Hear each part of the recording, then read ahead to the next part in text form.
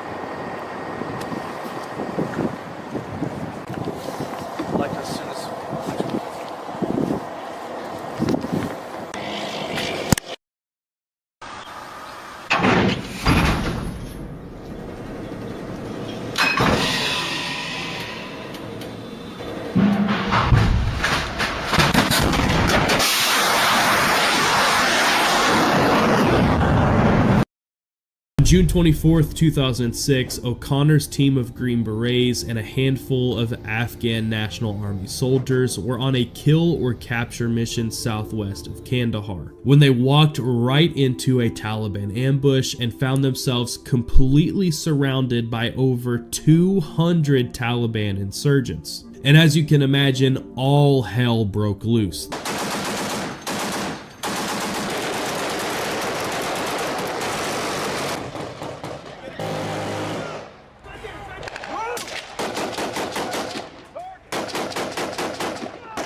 The Green Berets immediately found cover and began returning accurate fire on the enemy, somewhat repelling the ambush. The team leader, Master Sergeant Thomas Mahalik, then used an unmanned aerial drone to lead a few of the Green Berets to what appeared to be the Taliban command center just outside a nearby cemetery. But as they neared the location, the Taliban very quickly pulled back, which was extremely concerning and weird because the Green Berets were obviously vastly outnumbered by the Taliban, so why would they give up their position so quickly? Well, it turns out the Taliban had planned ahead and set up a heavily fortified machine gun position just behind the cemetery, and now the Green Berets were stuck in the middle of the kill zone right where the Taliban wanted them. The Taliban machine gunner quickly opened up on the Green Berets position, pinning them down, but Staff Sergeant Matthew Binney, Staff Sergeant Joe Fewhurst, and the team's translator made the brave decision to separate from the rest of the team in hopes of flanking the machine gunner and providing cover fire for their teammates. But as they moved, the machine gun fire fractured Binney's skull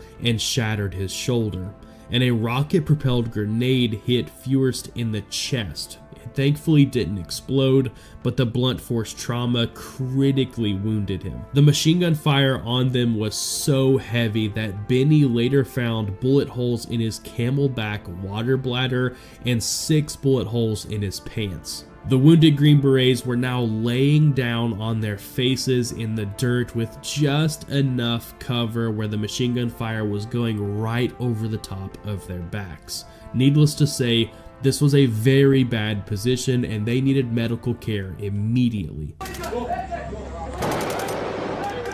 is Tango 1. Go to the roof as well.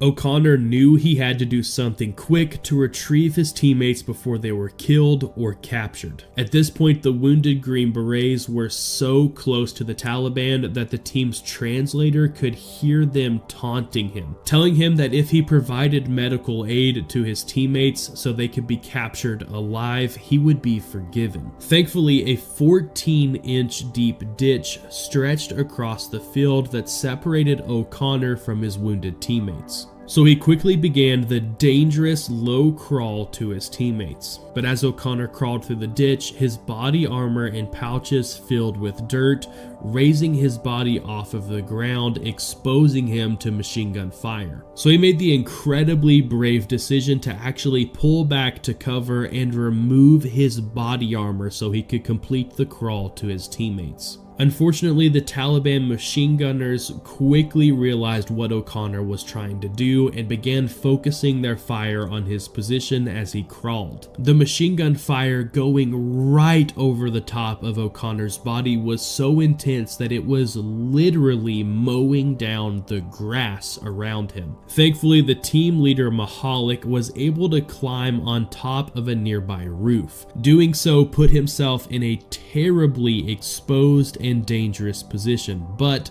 from that rooftop he was able to hold back the Taliban and keep them from overrunning O'Connor's position. With Mahalik's support, O'Connor began dragging his wounded teammates back through the ditch to safety. And thanks to Mahalik's support, O'Connor was able to get his 2 wounded teammates and their translator back to safety. But unfortunately, in the process, Mahalik was struck in the head by a bullet and killed. And Fewhurst also succumbed to his wounds as O'Connor dragged him to safety. Benny did make it to safety alive, though he was in very poor condition. Mahalik's death now left O'Connor in command. The men were not sure any of them would make it out of here without being killed or captured, so some of them took a small moment to write letters to their loved ones. But just when it seemed like all hope was lost, multiple AH-64 Apache gunships rolled in on their position and began raining heavy gunfire down on the Taliban.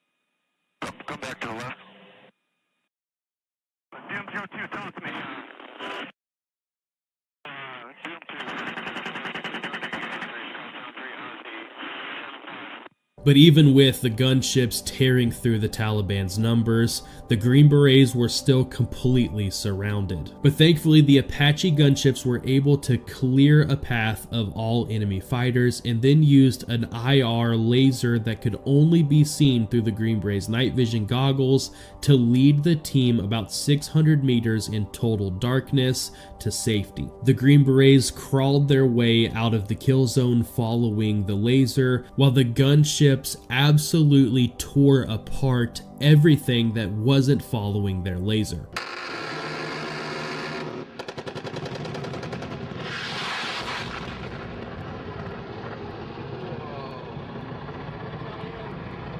Eat your heart out, Glamour. 6-1, Deuce 8 on target.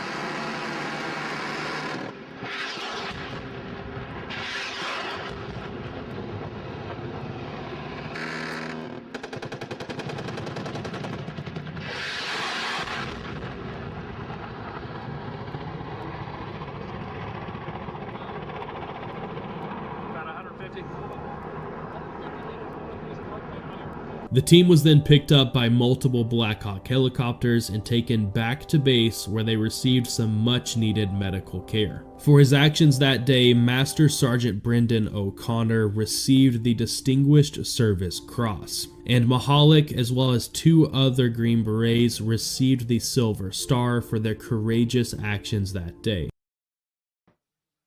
Many residents in the region are flying their Canadian pride, some visibly disappointed by Trump's tariff policy. But the American flagpole at Lakewood Park in Tecumseh stands empty. Mayor Gary McNamara says the town has a new policy. The policy will dictate if we can fly it or not. Special occasions, special flags. For example, Black History Month. We just flew that flag last month. The change in policy coincided with U.S. President Donald Trump's tariff talks. It's not necessarily caused because of the tariffs, but Bob, I'm telling you, it's not a bad thing. I'm glad that we took it down. McNamara says if the new flag policy was not in place, he would have suggested taking down the American flag as soon as the tariffs went into effect. How can you stand idly by when a government of a country wants to bring you to the knees? The city of Windsor is not taking down American flags. Neither are other municipalities like LaSalle and Essex. So in order to change it, we would have to raise it at council and vote on it at the council level. I can't go to staff and say, do this, do that. It is consensus at the council chamber that changes things in our town. McNamara isn't worried about optics or what message the empty pole sends because thousands in his community stand to be affected. He says he would be averse to raising the American flag at one of their sporting venues if requested for a local tournament. It's not about the people in general. It's about the policy of their government of the day. And I think what we're doing is basically standing up for Canada and our residents. Bob Belichico, CTV News. For our question of the day, we want to know what you think. Should Windsor Essex take down American flags? Go to our website to cast your vote, ctvnewswindsor.ca.